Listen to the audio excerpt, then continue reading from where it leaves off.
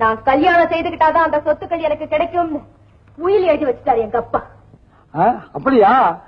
எவனோ சோம்பேறி போய் குடிச்சு வச்சிருக்கா. கல்யாணம் பண்ணிங்க, சொத்து நிறைய கிடைக்கும். அந்த மாதிரி சோம்பேறியோட நான் வாழ்க்கை நடத்த விரும்பல. நான் கல்யாணத்தையே வெறுக்கிறவன். அது ஒரு கொடுமையான திருவிழா. ஆளுக்கு பெண்ணை அடிமையாக்கிற அக்கிரமமான ஒப்பந்தம். Very good very good. என்ன புரட்சிகரமான கருத்து. அம்மாடி, எதிர்காலத்துல உங்களை பத்தி ஒரு சரித்திரமே எழுதுவாங்க. ஆமா, ஆனா இதுவரைக்கும் பெண்களை பத்தி எழுதி வச்சிருக்காங்களே, அந்த மாதிரி ஏன் சரித்திரம் இருக்காது வேலையா?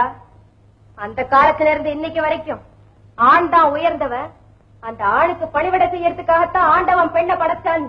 புராணம், கதை, கவிதை எல்லாமே எழுதி வச்சிருக்காங்க. ஏன் வேலையா? நீயே சொல்லு. இந்த நாட்டுல பிறந்த மகா மேதைங்க பெண்ணுக்குத்தான் புத்தி சொன்னாங்களே தவிர ஆணுக்கு எந்த உபதேசமாவது எங்கேயாவது உண்டா? எப்போதாவது உண்டா? இல்ல அதை கேட்க இதுவரைக்கும் ஒரு நாரியாவது இருந்தது உண்டா? ஏன் இல்ல, அதான் நீங்களே வந்துட்டீங்களே. கேளுங்க, நல்லா கேளுங்க. ரைட்ட விடாதீங்க. ஆனா ஒண்ணு ரொம்ப வேண்டி கேட்டுக்கிறேன். பெண்கள் தான் பிள்ளைய பண்ணணுமா, ஆம்பளைங்க பெத்தா என்ன அப்படின்னு கேட்காதீங்கம்மா. நீ கேலி பண்ற பரவாயில்ல. ஆனா எந்த காலத்திலயும் நான் மட்டும் ஒரு ஆணுக்கு அடிமையாக மாட்டேன். ஒரு பெண் தனியா வாழ முடியும்னு நிரூபிச்சு காட்டுறேன்.